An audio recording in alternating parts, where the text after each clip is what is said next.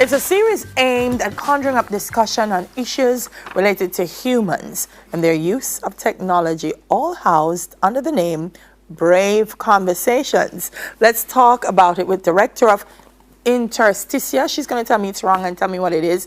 Anni Rowland-Campbell, and Executive Director of the Broadcasting Commission of Jamaica, Cordel Green. Morning, guys. Morning. Good morning. Anni, You got it right, actually. I did. Yes.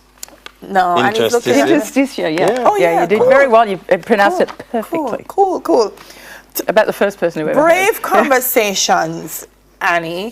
Why are they brave? Well, we're hoping they're brave. Yeah. And the reason that we've done this is that there's a whole need to have conversations in society around the role of technology. Not just because it's new. Humans have always had technology. We are our technology.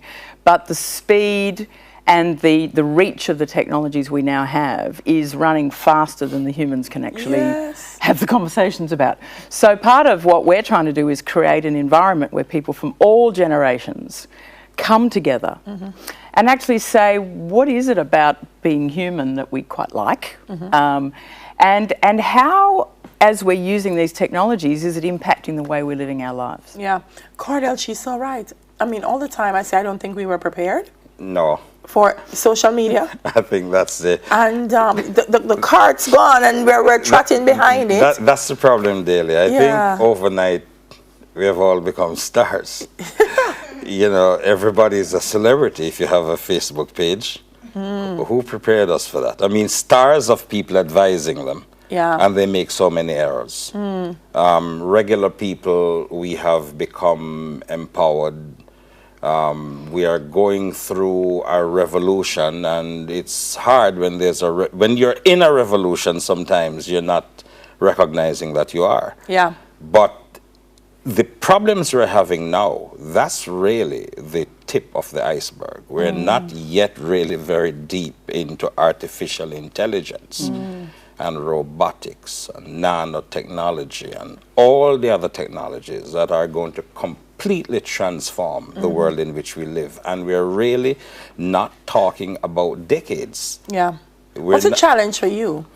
Because I mean, the Broadcasting Commission has a mandate to kind of guide and control what we see, what we hear, how it's framed. But with technology, control is out the window. It's out the window. Yes, it's a very different world now. And we have to think less about command and control. Yeah. And really go back to how we were meant to operate as a community and a society, which is to have discussions and have some consensus on what our values are, what we understand ethics to mean, and what we expect of our institutions and our leaders, and what are our roles and responsibilities. Yeah. So we are very much focused on digital literacy. You would see that in the work that we are undertaking, talking to people about their digital footprints, because they're not thinking about this. No. One of the ads we're running on television now is showing some very bright children, worked very hard, got accepted into Harvard, one of the top universities in the world, and then got Harvard reject them because they were on Facebook, where they thought they were having conversations among themselves. Right. Posting awful things, and then got a letter from Harvard saying, we're very sorry, we don't want you to come to our university. There are people who are on the streets, they have something in their hand, it's a phone. People tell them, look, the current currency, what makes you valuable is how many people you have following you, how many people repost what you post. So you come up on an accident, there's somebody dead, decapitated, or needing help. Needing help, but what's important at the moment is to capture that and say, look at how mashed up Cordel is. Yeah. You're not thinking about, people are not setting out to be malicious or to be harmful. But when you then stop to think about the horrendous impact that is having on families and how it's destroying society, you see the need for not just conversations, but brave conversations. It's interesting because I'm listening to you and you know, technology doesn't have emotional intelligence. And it sounds to me like it's robbing us of our emotional. Well, there are some transhumanists who are challenging even that argument about technology not having emotional intelligence. That's part of the brave conversation. Are intelligent machines going to have rights? Annie, I want to bring you in here. Just a couple of things. I think Cordel's given such a great frame of it. There are just a couple of bits. And firstly, you know, the idea of a revolution. As we saw in the Arab Spring, the individuals thought that they had the power, but once the forces, whoever they are, whether it's governments or large corporations, manoeuvre back, it's the people who control and own the technology who have the power. And that links to your point that you just made then around machines not having emotional intelligence. The reality of it is every single bit of technology you use was created by a human being. And the values that they have are encoded in that machine. So if you work for Facebook, for example, Facebook's values are break things, go faster, you know, and basically make lots of money. So if you work for Facebook and you're a coder, then you will adhere to Facebook's values in what you do, because that's what you're paid to do. Those values, however, and we've seen this recently, may completely conflict with your personal values. Or we might be getting to a point in society where people don't know what their values are. And we've now got to the point. So as Cordel said, I remember in Brisbane in Australia, with the very first instance we had was with the floods. People were posting pictures of bridges so that they could tell the emergency services they were down. But meanwhile, they're posting videos of people drowning. And so obviously there was in theory there was a double-edged sword. Partly they were trying to help the emergency services, but partly they were. And this then cuts into the notion of who actually owns this data. Who owns it? And one of the brave conversations we have to have is how do countries with the technology determine what happens elsewhere? Well, it's not countries, it's companies.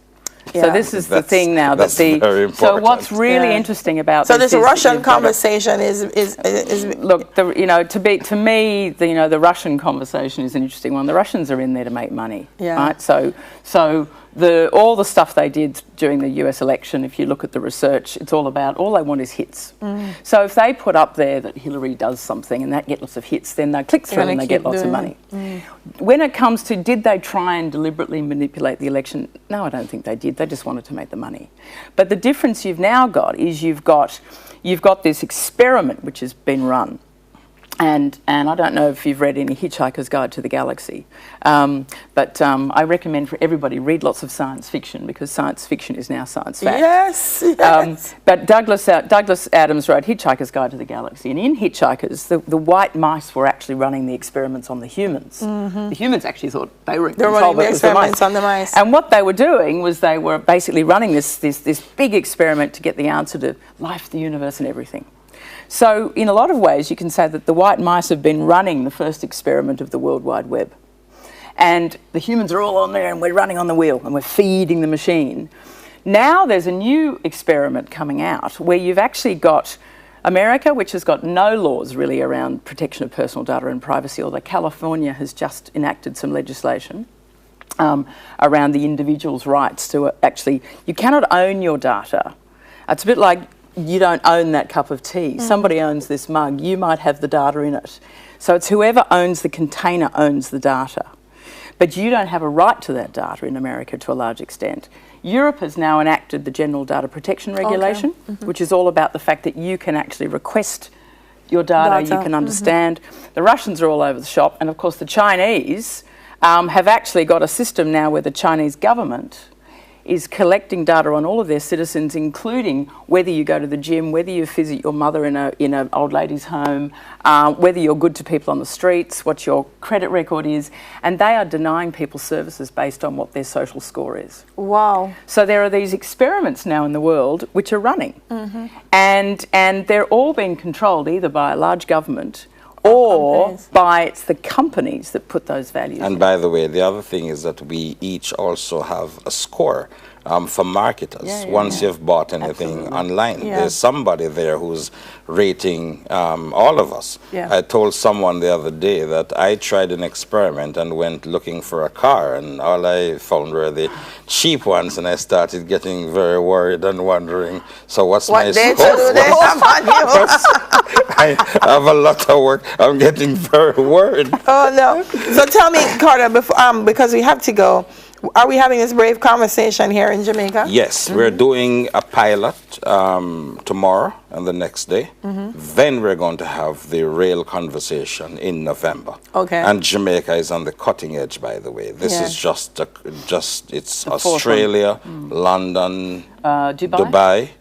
And after Jamaica, I think it will be Germany. We're looking at Oman, then we're looking at Berlin, Barcelona, Brussels. Yes. Nice. So if it's egg, Wear the red. yes. Yeah.